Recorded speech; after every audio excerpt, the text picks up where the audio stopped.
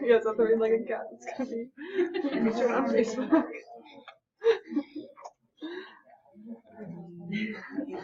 Okay. So heart failure. So we've talked about most of the drugs. There's like one or two other ones that we'll mention in the context of just heart failure alone, but we've talked about most of them already. So there's two types of heart failure, systolic and diastolic. We're going to spend most of our time on systolic, and that's the one that's more common. It's defined as decreased ejection fraction, so ejection fraction under 40%.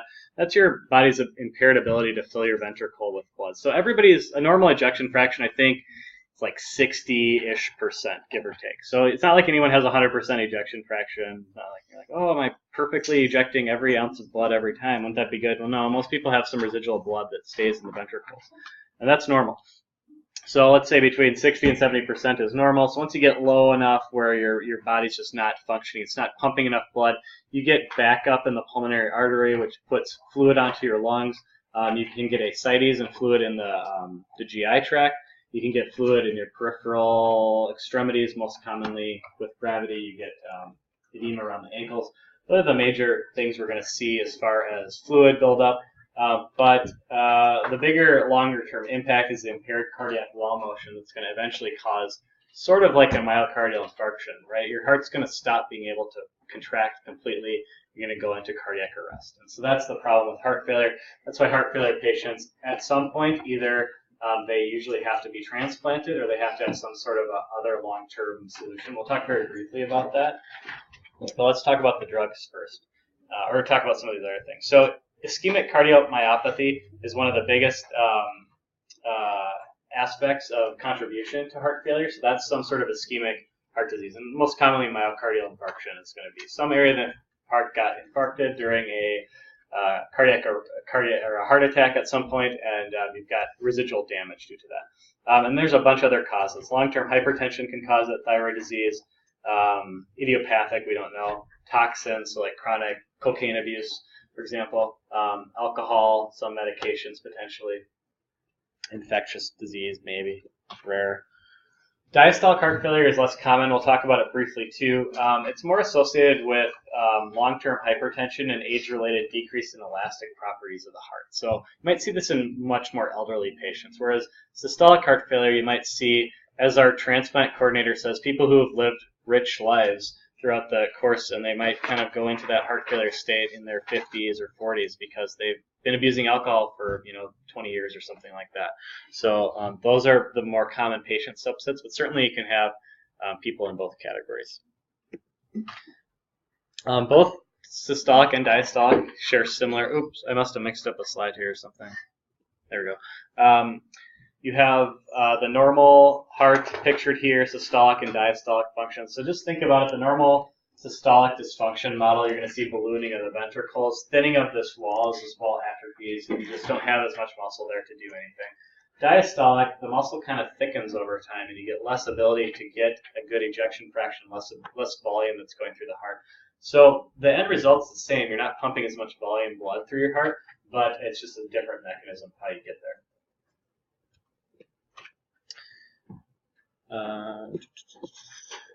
Dyspnea, fatigue, edema, and exercise intolerance are the 4 hallmarks of heart failure. Well, our goal, clinically improve it. Ultimately, we'll talk a little about remodeling. Can the heart remodel itself? Can people ever be cured of heart failure? Probably not, but we don't have to transplant everyone. We don't have to put everyone onto an assist device, which I'll talk about briefly, but these are the standard symptoms that we're going to try and mitigate with therapy. Staging. So the 2013 American College of Cardiology has a group of staging criteria, and that's this one over here. You can see ACC, FHA. And then the New York Heart Association has another classification. New York Heart has been the one that's been used for many years. It's one of the more widely referenced ones, I think. And I don't know why 2013 wanted to come out with their own group. But for the most part, they're very similar. They just number and letter things differently. Or like this one has C, which covers a lot of different categories with NYHA. Some cardiologists might prefer NYHA just because it's more specific in certain areas, but I see NYHA used a lot. None of the drugs, some of them are dosed based on NYAH, or the criteria is like you only start this if they're NYAH 2 or 3 or above. So we'll talk about that too. So while ACCF has their own thing and AHA has their own thing, NYHA is a very commonly used system. All right, so left ventricular dysfunction. We have neurohormonal activation, so you have a number of things at play here, and major body systems affected: heart, blood vessels, and the kidneys. So what you're seeing here is an increase in norepinephrine. You're seeing angiotensin II spike, vasopressin, endothelin, tumor necrosis factor alpha, and aldosterone. All these things have various inflammatory properties or vasoconstrictive properties, depending on where they're working in the body. So most of the time we're seeing increased demands on the heart, which is going to cause increases in neurohormonal activation, peripheral vasoconstriction, and then sodium water retention as well to try and keep the blood pressure supported, and then myocardial fibrosis over time. Non-pharmacologic, systemic factors, if there's anything else going on, we would try and correct those if we can. Lifestyle modification. At this point, it's difficult to say whether this is going to make a huge impact on the person or not. It depends on the stage of heart failure they're in. But you can always try. So cessation of smoking, alcohol consumption restriction, salt restricted to 2 or 3 grams or less per day. Those are kind of the hallmark things that we can do for lifestyle, similar to blood pressure or essential hypertension. One thing to say is that if somebody's on a transplant list, no one's going to get transplanted if they're still smoking or drinking. It's just never going to happen. So if you're like, you're going to die unless you stop this and you can get on the transplant list, that might be enough motivation to stop, hopefully. Weight reduction in obese subjects with a goal between 10% of ideal body weight. That can be really challenging, especially with a heart failure patient who has a ton of exercise intolerance. So that's a real, you get really creative, I think, with how you're going to strategize to get people to lose weight. Who can't really tolerate exercise. It can be done, but it's going to require some physical therapy probably. Daily weight monitoring to detect fluid accumulation before it becomes symptomatic. This is something people can easily do at home with a scale. And heart failure patients will have to get very comfortable with weighing themselves on a daily basis and taking diuretics as needed, maybe upping their dose, calling into your clinic and saying, hey, I gained 4 pounds, how much should I take? And you're going to be at the one that maybe you have a clinic protocol that does that, or maybe the patient has a protocol at home that they follow on their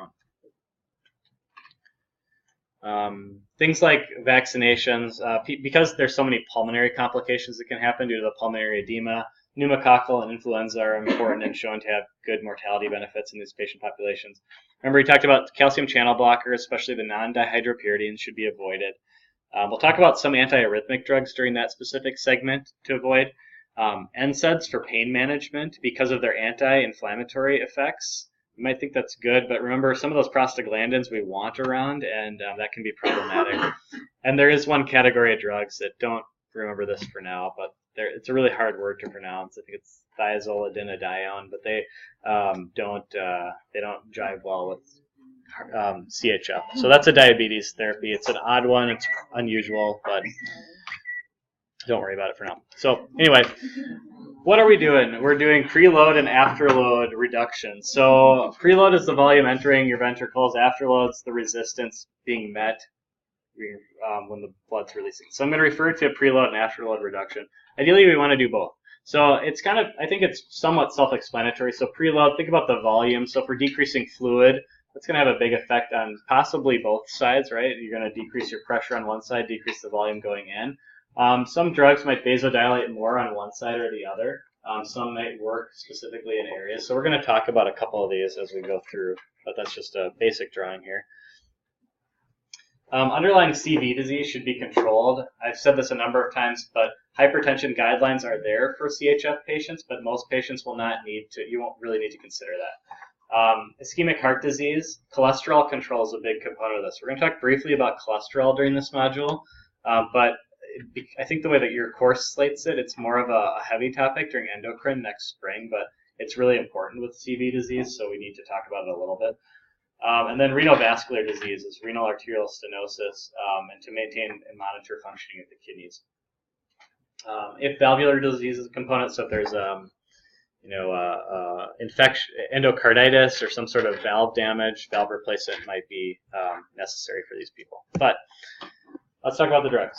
So first step, we want to get rid of fluid. So I said we're going to come back to loop diuretics, and this is where they really shine. So these don't have a huge effect on blood pressure itself, but they are going to get rid of fluid. And remember, big places, fluid building up, belly, extremities, and lungs.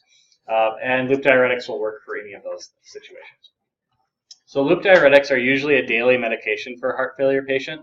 And a lot of times it's not uncommon to see the dose fluctuate a lot. So people might be going through a great, well-controlled spell where they're on a low dose daily, or maybe nothing daily even in some patients.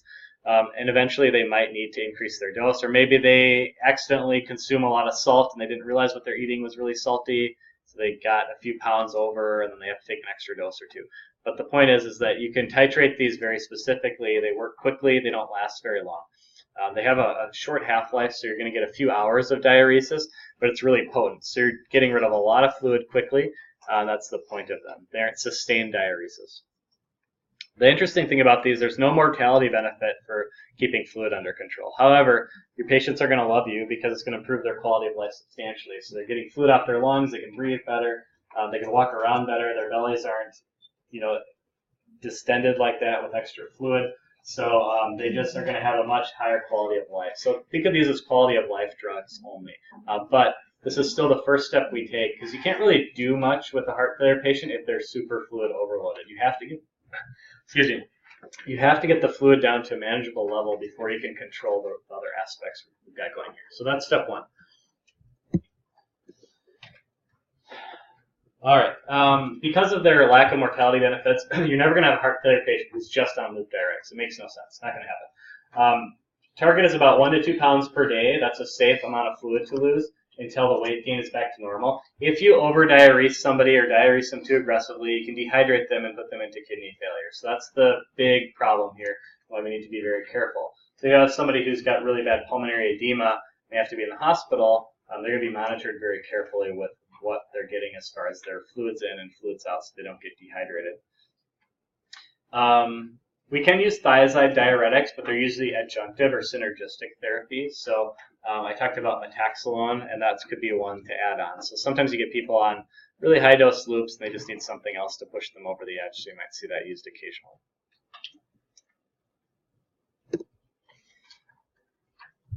ACE inhibitors. ACE inhibitors are a good choice for these patients.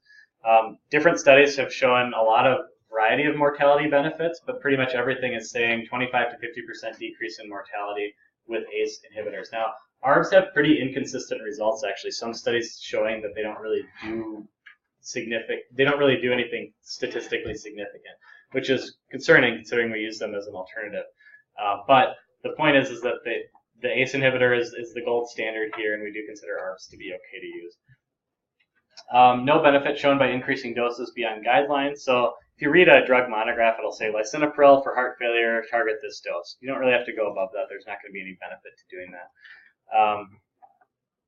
30% decrease in hospitalizations with ACE inhibitor therapy optimized, and symptomatic quality improvements of life as well. Patients in trials report improved sense of well-being and will notice improvement over a several-week time period. So it does take some time, but these drugs are highly effective and, again, a definite requirement for a heart failure patient, regardless of where their blood pressure is.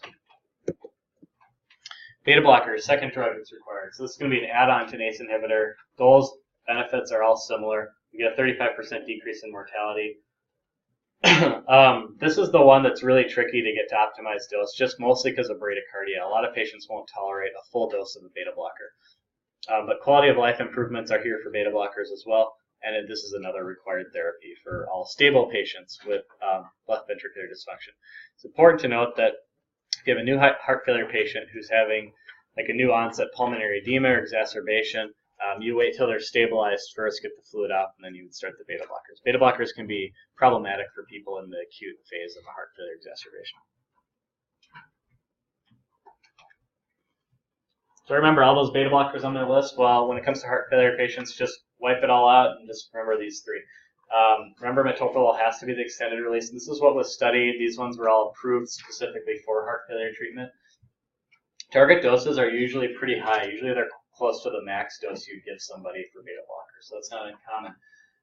Sympathetic effects of the heart get blocked, so you get lower chances of ventricular arrhythmias, decreased cardiac hypertrophy, and decreased vasoconstriction of heart rate. You're basically decreasing the heart's workload substantially by giving beta blockers. Carbonyl has this additional alpha blockade effect that's thought to maybe cause some further decrease in afterload by preventing vasoconstriction on that side of the circulation. So kind of a theoretical thing, maybe not, but it's one that people might contribute to carvedilol's popularity. It's one of the, probably, I don't know if it's more popular than metoprolol, but it's probably the more popular one, if I was to say one was more used than the other for heart failure patients. Bisoprolol is not very commonly used. It's definitely the first two. Aldosterone antagonists. So I blew through these. Coming back to them now. These are approved for later classes of heart failure and left ventricular dysfunction immediately following myocardial infarction. So if you have a heart attack, you have immediate heart failure symptoms, these are approved for those patients too. Mortality benefits are pretty big, and hospitalization reduction by 30%. So some more good stats there. Improved symptoms overall. And there's two different drugs, spironolactone and eplerenone. Now, these drugs are working directly on aldosterone receptors as antagonists, and talked about how these are potassium-sparing diuretics too. At the doses we use in heart failure, they don't really have much of a diuretic effect. They're simply anti-aldosterone drugs. It seems to have a nice effect on this whole increase of different problematic things that are floating around the body. So norepinephrine, maybe a significant effect on angiotensins 2 downstream effects. So whatever the ACE inhibitor is not converting, maybe the aldosterone antagonist ultimately blocks the end result of that. So there's some synergy there potentially. But you use really low doses of these in heart failure patients that don't really cause a lot of diuresis, but have a good effect. So you ever see somebody on very small doses, like talking about 12, 25, maybe 50 milligrams, to get actual diuresis from a drug like spironolactone, you'd have to give like 100, 200, 300 milligrams of it. That's the big difference in dosing. If you see a patient on low-dose spironolactone, it's a guarantee that they're a heart failure patient. There are some kidney restrictions there for creatinine clearance, serum creatinine, and potassium. If your potassium's high, you probably don't want to give it. Make sure that potassium can get down appropriately. Most heart failure patients, because they're taking loop diuretics, their potassium is getting wasted out pretty regularly, so that's not going to be a problem in most cases. But the major side effect, there's a couple of them, but for male patients, 10% incidence of gynecomastia is probably the most common one to note with these medications.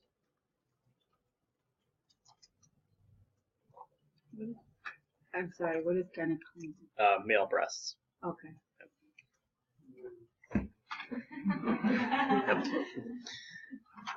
It's got some others. It has some interference with sexual hormones as well.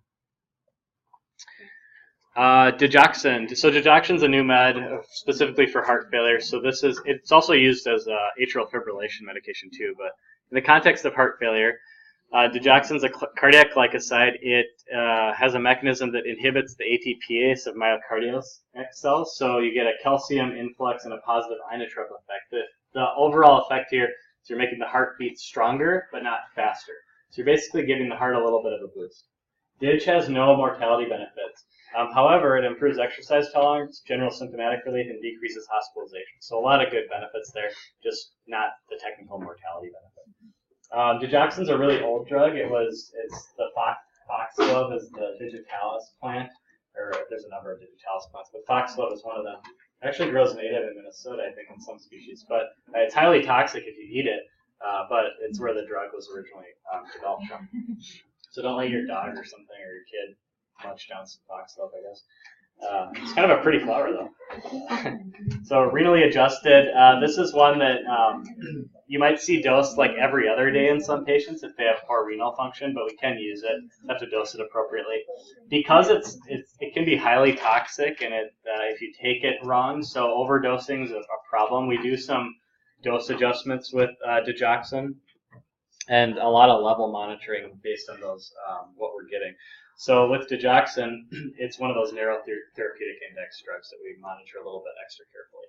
Really, once you do the initial monitoring, you don't have to monitor regularly unless you're changing, if they have an acute kidney injury or their renal dysfunction's gone downhill substantially, you might have to adjust your dose. But for the most part, you check their level right away. If it's within range, you're good to go.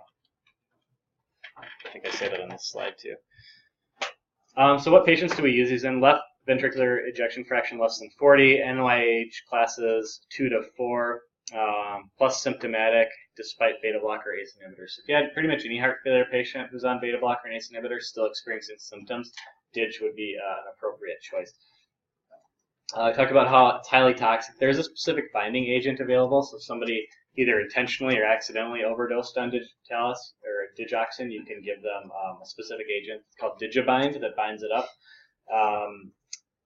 CV-related effects are the big problem. You can get heart block and ultimately bradycardia that progresses to like an asystolic arrhythmia.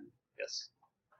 If they're still experiencing symptoms, could you just increase the ACE inhibitor dose? Yeah, this would be assuming you're at your max doses of or most optimized, I should say. So you're either at max dose or you've optimized to the point where they aren't experiencing side effects. That's usually the case with a heart failure patient. You can also get weird CNS effects with digoxin, like confusion, altered mental status, depression, and hallucinations, and blurred yellow vision is something that people might see. But if you keep the target goal within this range for serum concentration, and really all you have to do is 5 to 7 days after starting, and then if you change the dose or they get a sudden change in kidney function, that's where you have to check a level. But mostly minimal monitoring with this one. This is my historical fun fact that's sort of, I don't know if it's actually true, but it's a theory. And not my theory, there's somebody else smarter than me. But some people have theorized that Van Gogh either abused or took Digitalis for various reasons. And he went through a yellow period of sorts, and some people attribute that to Digitalis poisoning, believe it or not. And here's some more evidence. He painted his doctor, I can't remember his name, but you can see this as foxglove here. And there was thought that he either A, took it for mental health conditions, which back in the day might have been something they recommended, or B, took it for some sort of cardiovascular condition and overdosed himself chronically with it. Which might explains why he's kind of nuts too. Okay, a couple other random medications. We talked about hydralazine. We haven't talked about isosorbide yet, but we'll get to that when we talk about angina and chronic chest pain. So hydralazine isosorbide is a brand name called Bidil, and it's actually geared towards African Americans specifically, and not really any other races. There's not evidence for other races. It's kind of a unique medication in that you can see the advertising of the company specifically targets that population. So NYAH 2 to 4, if you're already on an ACE inhibitor and a beta blocker, or, interestingly enough, you can use this in place of ACE inhibitor or beta blocker for severe intolerance. So this could be a medication you could use, and maybe not necessarily only in African American patients, but anyone really. If you had somebody who just can't tolerate anything due to angioedema effects or whatever it might be, they can't tolerate any of those RAS system medications, this might be an alternative for them, and one of the only ones. It doesn't have the great mortality benefits or all the evidence behind it, but it might be better than nothing in some people's eyes. So. Headaches are really common with this, causes a lot of flushing. We talked about that already with hydralazine. And then the new drug, Tsukuba Trill, or Tsukuba Trill / valsartan, or combination, Entresto, is the newest medication for heart failure. It came out a couple years ago. It's sort of a big deal because it's a new novel mechanism. It inhibits something called neprilysin. Neprilysin is responsible for degradation of atrial and brain natriuretic peptide. And by inhibiting that, you get more atrial and BNP floating around, which gives you blood pressure lowering and sodium excreting properties. So you see here that they combined it with an ARB because the company that made this made Diovan, which is valsartan. So it's kind of interesting that you can't get Tsukuba Trill on its own. You have to get it in combination with valsartan, which is a little bit of a controversial thing. But they did a study, a couple studies, big studies, looking at Entresto plus enalapril, and they saw a 3.7% absolute reduction in death from CV causes or hospitalization from heart failure compared to enalapril. That might not seem big. Relative reduction, if you ever read the studies, they'll try and hype relative reduction because it's a bigger number. It's like 30% reduction. So say, well, based on standard of care, if you look at how many people those got reduced, and you reduce it further, that's a 30% reduction versus absolute numbers, only 3.7%. But the question is that relevant or beneficial? Well, what else does it have? It does have a reduction in symptoms and improved quality of life similar to our other drugs, and it's the first new drug in a long time to have anything significant with any type of significant impact in heart failure. Possibly more hypotension than other drugs, but that could be because it's maybe slightly more potent. And they did try doing some combinations with ACE inhibitors as well, and saw that there was a higher risk for angioedema, or at least it's theoretical. So where does this leave us? Oh, I didn't have another slide on here. Oh, well, yes. The moral of the story is this drug's getting used a little bit here and there, but it's really expensive. And I think when it comes to cardiovascular medicine, there's so much evidence. It's kind of unique in the world, I think, of drugs specifically, because there's just piles of papers and studies, really big, well done, high quality, randomized, placebo-controlled, or randomized, gold standard controlled studies. When you compare all the mountains of evidence for ACE inhibitors out there to a couple new studies that have shown that this is maybe slightly better, it's difficult to make the jump right away. I think there's some people that are on board, and certainly there might be a group of patients this is useful for people who aren't responding well to ACE inhibitors, or maybe they're still having symptoms on optimized therapy. Yeah, this might be a great option.